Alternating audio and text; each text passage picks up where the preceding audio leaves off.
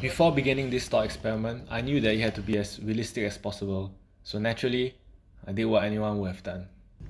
My initial idea was simple: rent a tram that could mimic the effects of the trolley bomb, so it was disappointing to find out that the search results didn't quite match up. Undeterred by this, I realised there could be an alternative to the trolley bomb, so with my best disguise on, I headed to Changi City Point to do some actual trolley shopping.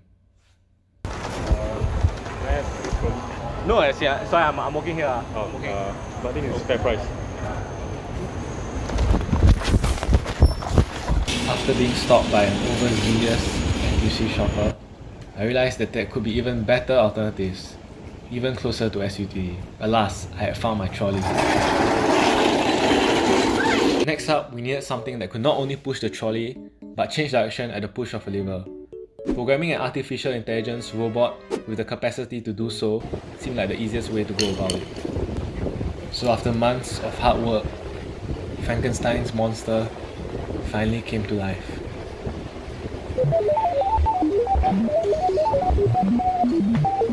After the excitement of our initial success, we realized that our robot had a long way to go in terms of mobility and its motion sensor following the red tape. Luckily, thanks to my superior coding skills, we were able to fix all these bugs, and in no time we had it running as smooth as possible. It was a great success. Next up, we needed to get participants from all demographics. So we got an ESD professor, a student, a house professor, a sandwich maker, and a minority. Maybe you want to tell me more about yourself? Hi, I'm Ilyas. I'm a Malay, so I'm part of the minority in Singapore.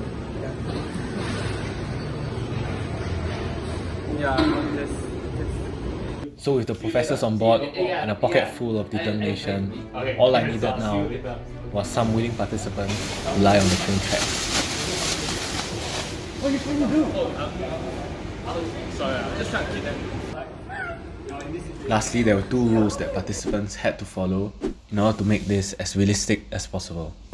And with that, the trolley bomb began.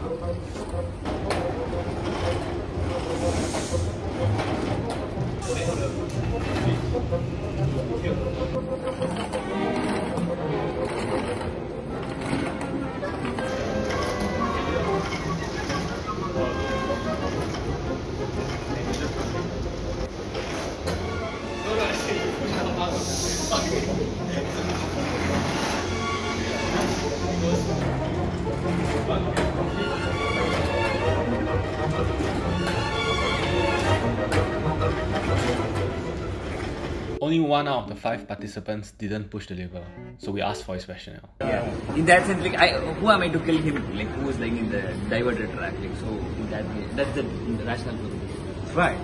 So maybe this professor wouldn't push the lever to save 3 lives, but would he do it if 5 lives were at stake? What if there, instead of 3 people on that track, what if there were 5 people? 5 lives.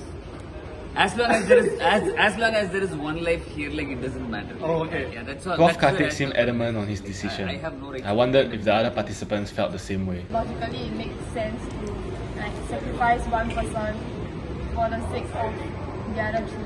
I mean, like given that there's no choice. Because if I don't push it, then obviously 3 innocent lives will be lost. Right. But if I push it, then I'll just sacrifice 1 life. So it's just a simple question of numbers. So 1 life lost is a much better outcome than 3 lives lost. But was it really just a question of numbers?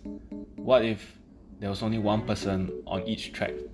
Wow. Yeah. If it's just 1-1, then I would be more ambivalent. I'll be more unsure. But if it's 2, then I will still push the lever.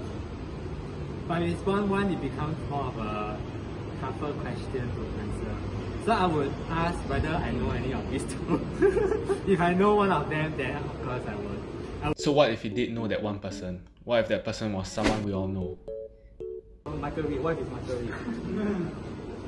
What if Michael Reid was the one on the track, on the 1 track? Then I have to say sorry to the 3 other people. Because I have a personal connection to that 1 person. So so the personal connection beats the... Yes. Okay. What are your girlfriend? and the other is your best bro. Oh shit. You just run away, bro. No, you can't make babies your best friend as well. Like, I guess. That's fun. Sorry, I like that. It's a sorry video, bro. Brother or something. But the other three are someone else's brothers. Will you still put a... Maybe not. So you just leave it? I don't know. I mean, family related is different. Right. Rather than I don't know the person. Why must I save other people's brother when I can save my brother?